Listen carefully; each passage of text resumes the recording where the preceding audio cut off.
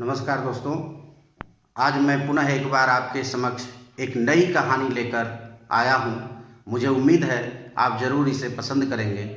आप जानते हैं कि हमारा देश ऋषि मुनियों का देश रहा है। यहाँ एक से एक संत, महात्मा, अमलात्मा हुए हैं और एक से एक साध्वियाँ भी हुई हैं, एक से एक गृहिणी जो पति परायणा हुई हैं। कहने की आवश्यकता नहीं है, सती अनसुईया जैसे सरीखी अनेकानेक साध्वियाँ हुई हैं जो अपने पति को परमेश्वर मानती हैं। वस्तुतः हमारे सनातन परंपरा में पति केवल पति नहीं होता, पति केवल एक मूर्तिमान स्वरूप नहीं होता, बल्कि यदि माने तो वह पति परमेश्वर का ही रूप होता है एक स्त्री के लिए। ऐसी ही एक कहानी आप कालिदास के बारे में जानते होंगे। उन कालिदास से मैंने एक श्लोक के माध्यम से एक कहानी का रूप दिया है। मुझे उम्मीद है आपको वह जरूर पसंद आएगी। दोस्तों, एक ब्राह्मण त्रिकाल संध्या करने वाले, जिनके घर में अग्नि स्थापन की हुई थी, प्रतिदिन वह अग्निहोत्र करते थे, अग्निहोत्री थे।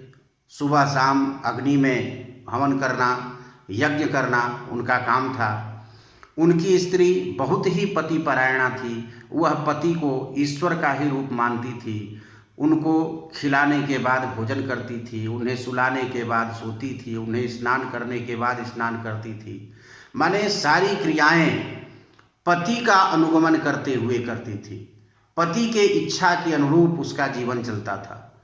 दोस्तों, एक घटना है, उनका एक छोटा शिशु होता है, पुत्र होता है, जो अभी चारों पांव से चलता है, मतलब हाथ और पैर के घुटनों के बल चलने लायक रहता है और किसी तरह से पलंग पकड़कर खड़ा हो पाता है, ऐसी स्थिति रहती है। महात्मा जी एक बार अपने स्त्री के साथ शयन किए हुए थे। स्त्री पति सेवा में लगी हुई थी। इतने में अचानक वह जो शिशु है बेड से नीचे उतर जाता है और घुटनों के बल चलते हुए जहाँ पंडित महोदय ने अग्निहोत्र किया होता है, एक कुंड है, कुंड में अग्नि जल रही है, लकड़ियाँ हैं, पंडित जी अभी हवन करके कुछ देर पहले उठे हैं, अभी आग ठंडी नहीं हुई है, उस आग से लपटें उठ रही हैं, उस ओर चला जाता है।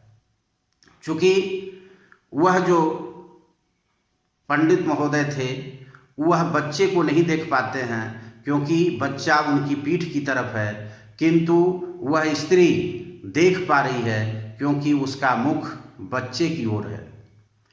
किंतु वह देख रही है कि मेरा बच्चा उस अग्नि के कुंड की ओर बढ़ रहा है, किंतु यदि वह पत्नी का ध्यान उधर आकर्षित करती है तो पति की सेवा में व्यवधान होगा। जो पति परायणा स्त्री है, पति को अपना सब कुछ समझती है, तो पति सेवा से वंचित नहीं होना चाहती और पति को भी वंचित नहीं करना चाहती। ऐसी स्थिति में वह नहीं चाहती है कि पति को किसी भी प्रकार का व्यवधान हो और उनका बच्चे की तरफ मुख हो। ऐसी स्थिति में पत्नी सब कुछ देखते हुए भी मन ही मन ईश्वर को याद करती है और अपने बच्चे के कल्याण के लिए कामना करती है कि हे अग्निदेव, इस बच्चे को कुछ नहीं होना चाहिए। और चमत्कार देखिए, वह बच्चा धीरे धीरे धीरे धीरे अग्नि की ओर बढ़ते बढ़ते जो आग की लाल लाल लपटें उठ रही हैं, वह सोच रहा है कि यह कुछ खिलौना है, उसे पकड़ना चाहता है और पकड़ने के क्रम में उसी अग्निकुंड में गिर जाता है। इसी घटना को चरितार्थ करते हुए, इसी घटना को समझाते हुए कालिदास ने कितना सुंदर वर्णन किया है। सुतं पतन्तं प्रसमीक्ष्य पावके न बोधयामास पतिं पतिव्रता तदा भवत्तत्पतिभक्तिगौरवात् हुतासनो चंदन पंकशीतल। अर्थात अपने बच्चे को सुतम पतंतम प्रसमीक्ष्य पावके, अपने बच्चे को, अपने शिशु को आग में गिरता हुआ देख करके भी न बोधयामास पतिम, अपने पति को वह नहीं बताती है। क्यों? क्योंकि पतिव्रता, वह सामान्य स्त्री नहीं है, वह पतिव्रता है।